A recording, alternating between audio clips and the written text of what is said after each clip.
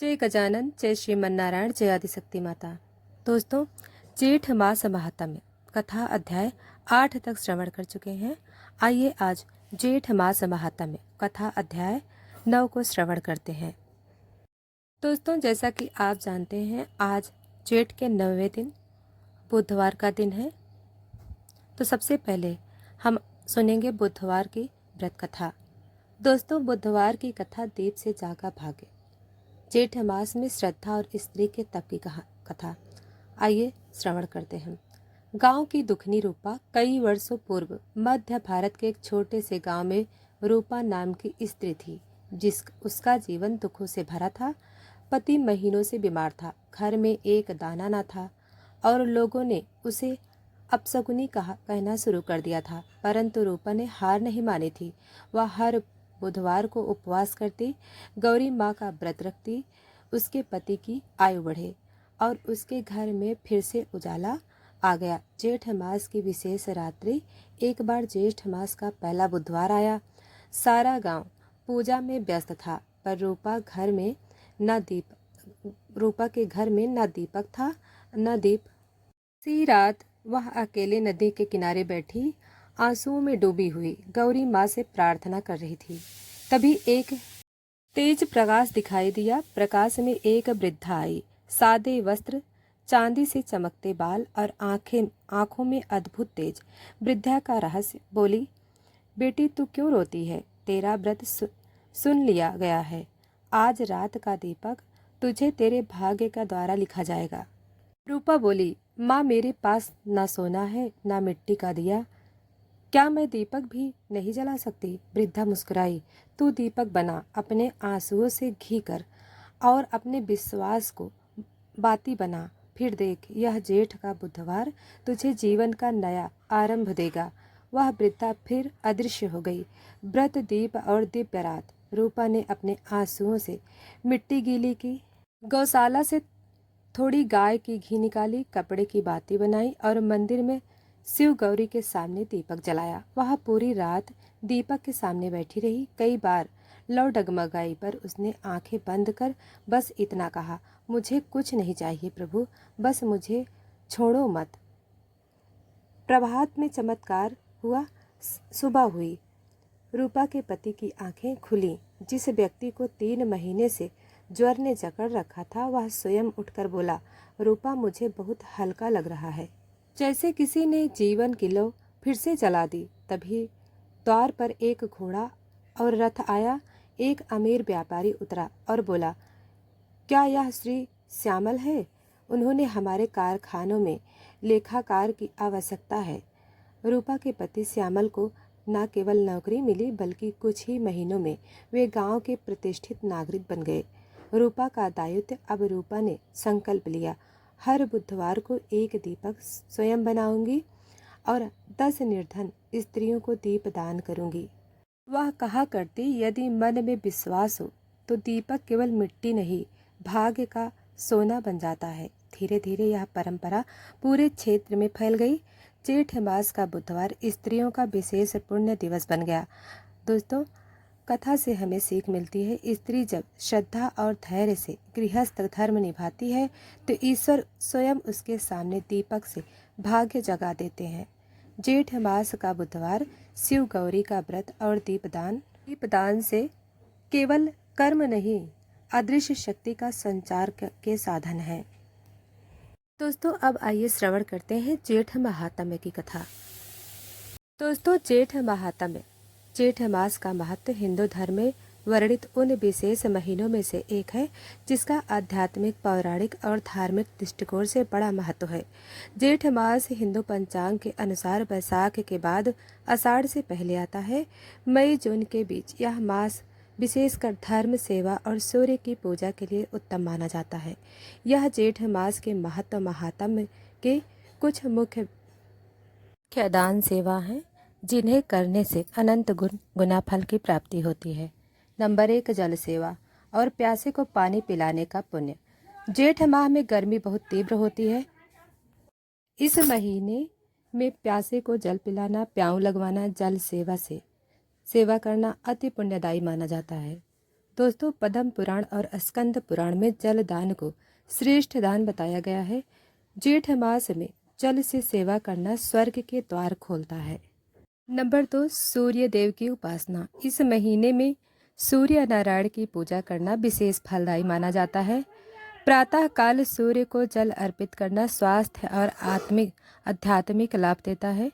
Number 3, व्रत और तप का महत्व। जेठ माह में एकादशी, प्रदोष, अमावस्या और पूर्णिमा जैसे व्रत करना अत्यंत पुण्यदायी होता है।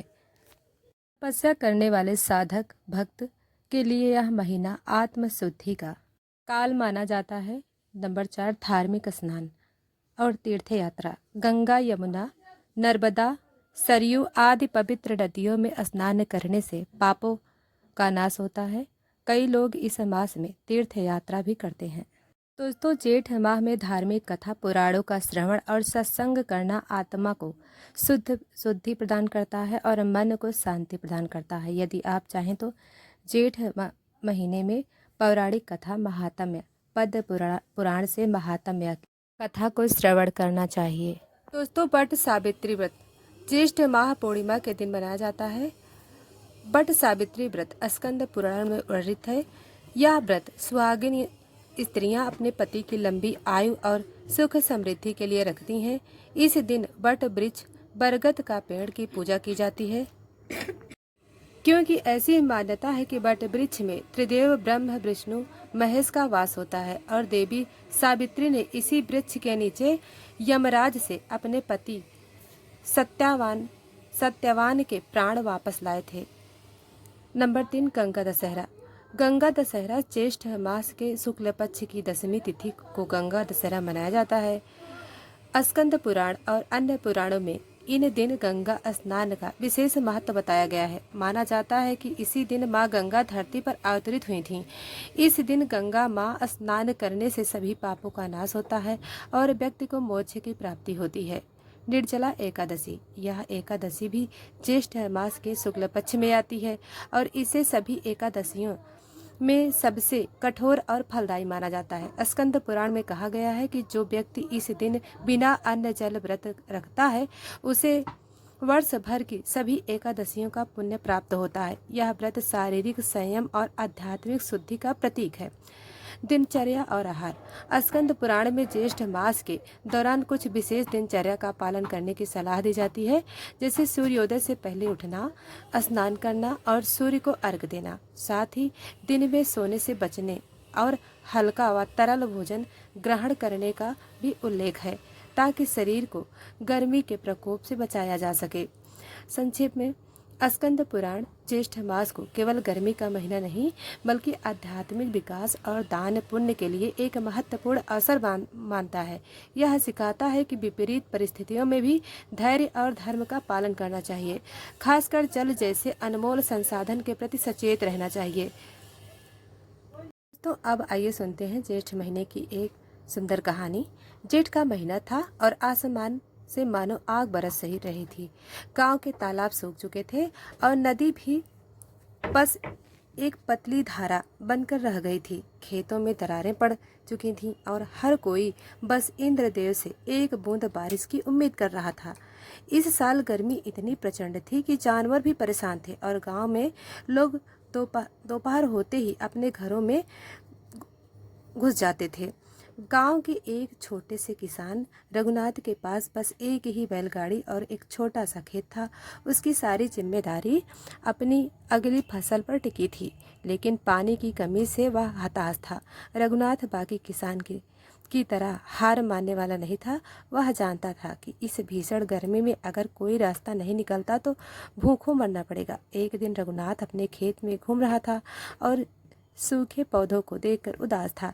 तभी उसकी नज़र खेत के एक कोने पर पेड़ कुछ सूखे पत्थरों पर पड़ी। उसे याद आया कि उसके दादाजी कहा करते थे कि इन पत्थरों के नीचे कभी एक छोटा सा कुआं हुआ होता था, जो अब सूख चुका है। रघुनाथ के मन में विचार आया।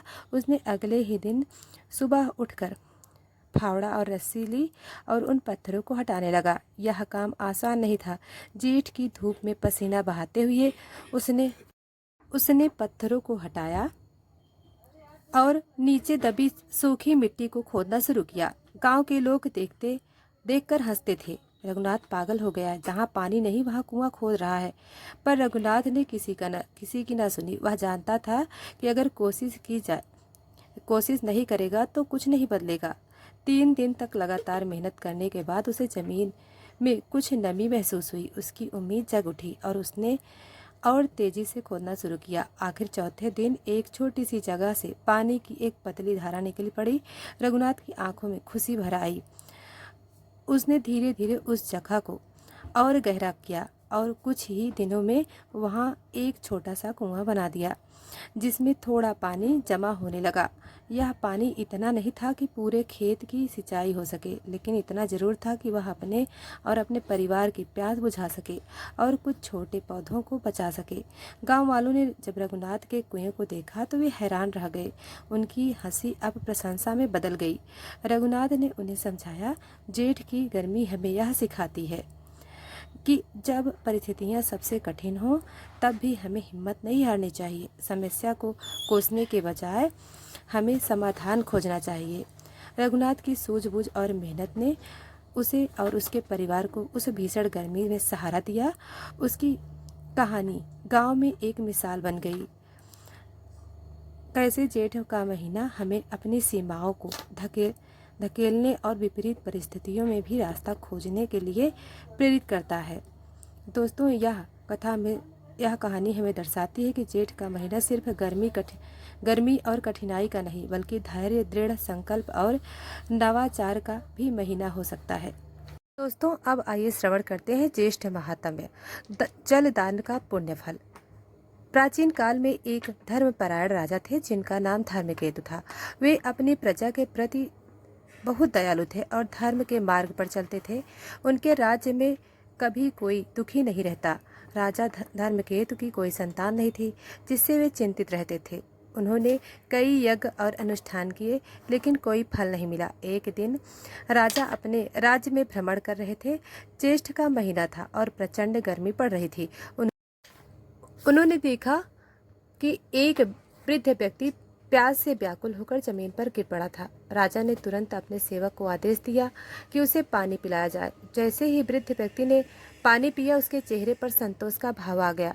उसने राजा को आशीर्वाद दिया और कहा, हे राजन, आपकी प्रजा के प्रति यह दयालुता और जल दान का यह पुण्य कार्य आपको अवश्य ही मनचाहा फल देगा। राजा ने उस वृद्ध से पूछा, महाराज, इस ज्येष्ठ मास जलदान का इतना महत्व क्यों है? वृद्ध व्यक्ति, जो वास्तविक में एक ज्ञानी ऋषि थे, ऋषि ने बताया, हे राजन, स्कंद पुराण में ज्येष्ठ मास के महात्म्य का विस्तृत वर्णन है।